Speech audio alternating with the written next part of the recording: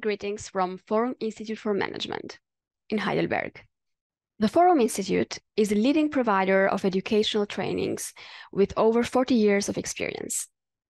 And we are launching a new seminar series focused on European structural and investment funds, commonly known as ESI or ESI Funds. I am Viola Prifti, the conference manager responsible for these seminars. Having transitioned from academia to organizing seminars only 2 years ago, I am committed to facilitating these trainings. For those less familiar with the topic, ESI funds play a very important role in addressing disparities among European countries, aspiring towards the vision articulated by Winston Churchill as a United States of Europe. The potential of these funds is enormous, but their management is quite complex. This is the reason for which professionals need to train in managing, auditing, and controlling the funds. To get to know those working with the funds and gain insights from their experience and the difference that the funds have made for Europe, we start today an interview series. Our first conversation is with Louis Vervloet. Louis is the director of the Flemish agency European Social Funds Flanders and represents Belgium in the European Social Funds Committee. Having a degree in public administration, Louis brings a wealth of experience, having been deeply involved with the European Social Fund since 1982. Louis is known for being a pioneer for simplifying the funds, and he is a member of a transnational working group on simplification. I've had the privilege of meeting Louis both online and in venue, and I was always impressed by his positivity and his ability to motivate others. His active roles as speakers, moderator, facilitator, chairman in different conferences make every occasion an opportunity to learn. He's not just an expert. Louis is a dynamic force in this field. So why not get insights from his experience? Our first question is, how would you describe your work and engagement with EU funds? Well, I've started with the EU funds, more specifically with the European Social Fund. Quite quickly, when I started my career in Belgium, in the Ministry of Employment, where one of the things they asked me to do was to follow up on the European Social Fund. My first knowledges of the European Social Fund and my first works were in, this must have been 1980, 1981, something like that. So from there on, I learned to know what the social fund was. Well, in those days, when you wanted to enter the public office, you had to make a thesis, as you have to do at the university, something like that. And I made my thesis, you could call it, on the European Social Fund. So immediately know what part of my work would be, and that was my first in-depth knowledge and know-how from the social fund. In that way, I've worked with the social fund and learned to know other funds, not only regional funds and not only those that we know today as ESIF funds, but I've then gone into looking for how does Europe fund a number of things. Scientific projects, but as well integration project, because already in those days, in the 80s, there were a number of things they financed. And this is how I started there and well, got curious for more. Thank you, Louis. It's interesting to hear that you had to write a thesis to enter this career, and nowadays I don't think it's anymore required. That's true. What was the most insignificant experience during all these years, or a particular outcome, or? For me in social fund, it was the fact that you could have had a direct influence on people's lives. Because most of what we did and still do with the social fund was training people, giving people new opportunities to get a job, or even when we could work more with the beginnings of social economy, we created new jobs. When we went into working with local authorities, we created new kinds of jobs there as well. So training them, making them familiar with the labor market, and creating new opportunities for people. That was a very direct result of what you helped to realize. Because what I quickly realized was that we, as program managers, or however you wanted to call us, we didn't call ourselves then in those days like that. We facilitate. And that's for managing authority today. For me, should be a facilitator, not just a manager of the fund, but a facilitator, a partner in every project.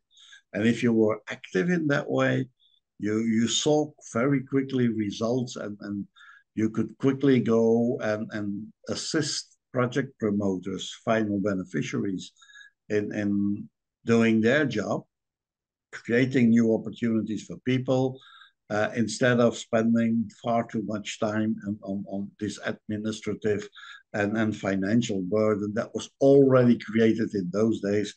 And where what for me personally then was, well, very quickly I saw that we had to simplify a number of things. And then I went to the European Commission.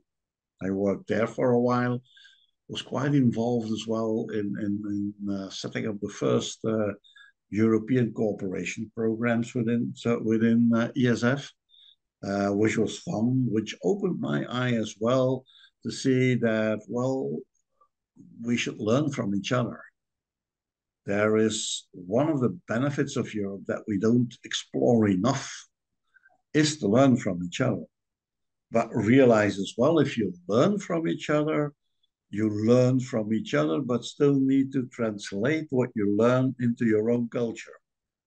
I've learned that the richness of Europe are the hundreds of differences in culture. So something happens always in a certain culture. We call it in a complex, in whatever. It's a culture.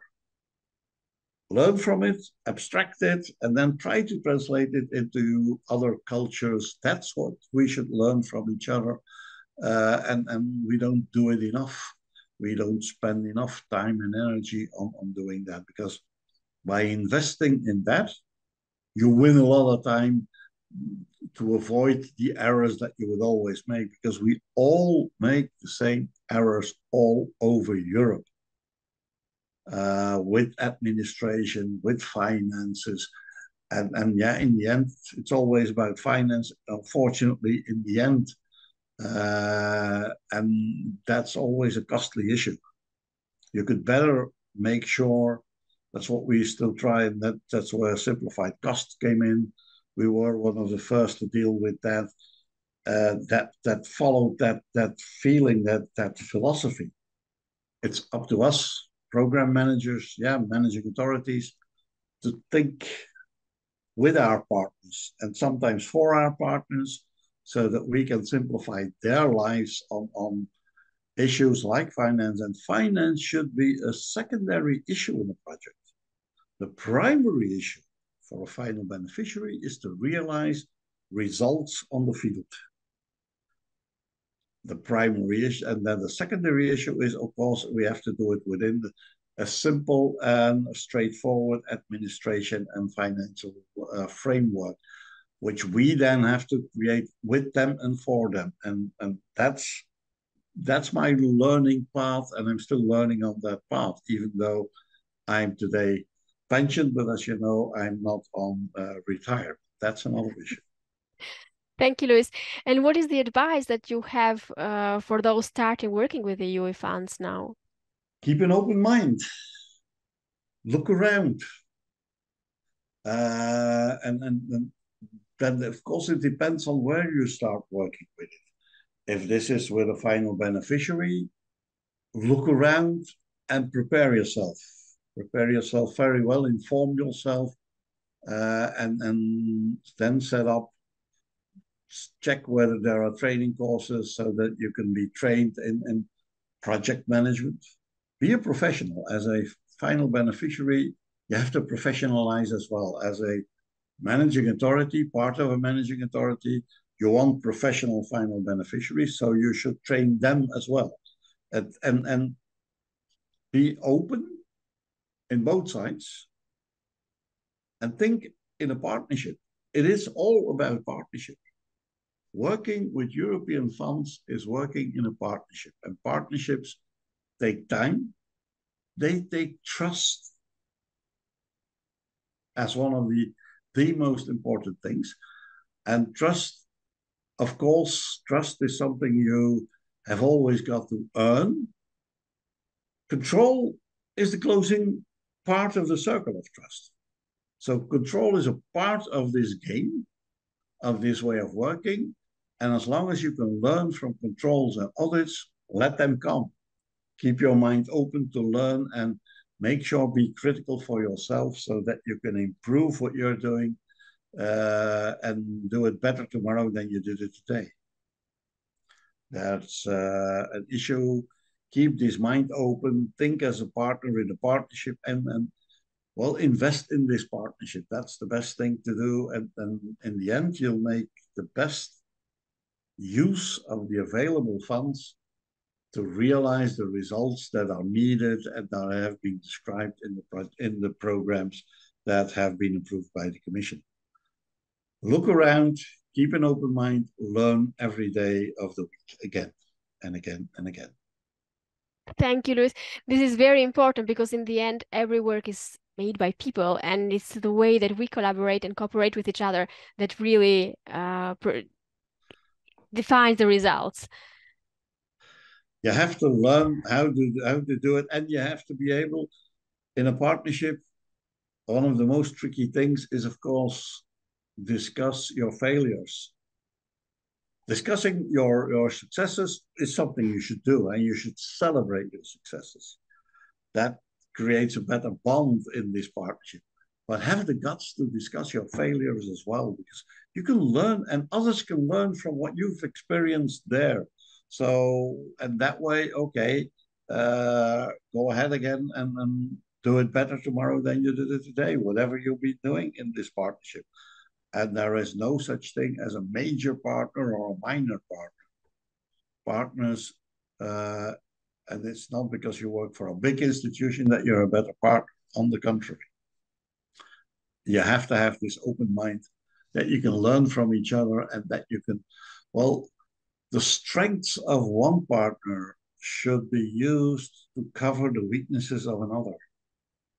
And if you can do and learn that in a partnership, you'll create great results for the environment where you're working for. And that is always place-based. This is never, don't think I'm doing this for my country. Yeah, as a managing authority. But you're not realizing anything for your country if you don't have enough final beneficiaries who create your roads, who have the experience or who have the creativity to build new houses, to create new jobs, new economical opportunities, see new economical opportunities, and to build upon them. So here, yes, each strength should be used, and if you put them all together, you can get economical development of your region. You can create opportunities for the people that live in your region.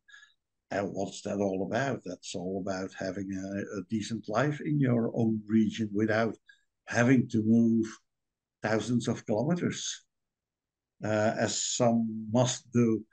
And well, here we can learn a lot in Europe from each other. Thank you very much. I really appreciated your replies, especially because it comes always to down to the human nature. And economics is so much related to our human way of being. Always, it's not AI that will create new economical opportunities. AI is a new economical opportunity, but it's humans that have to make it, fill it, and make it a success. Because in the end, we are the one that have an objective in mind, and we are the one that contribute towards one objective, and we, of course, we have to do it together. but we have to do it by being human and realizing our human nature. So correct. I thank you very much for your time, and I'm looking forward to having more events with you and to meeting you again in person here in Heidelberg. Okay, thank you very much, Viola.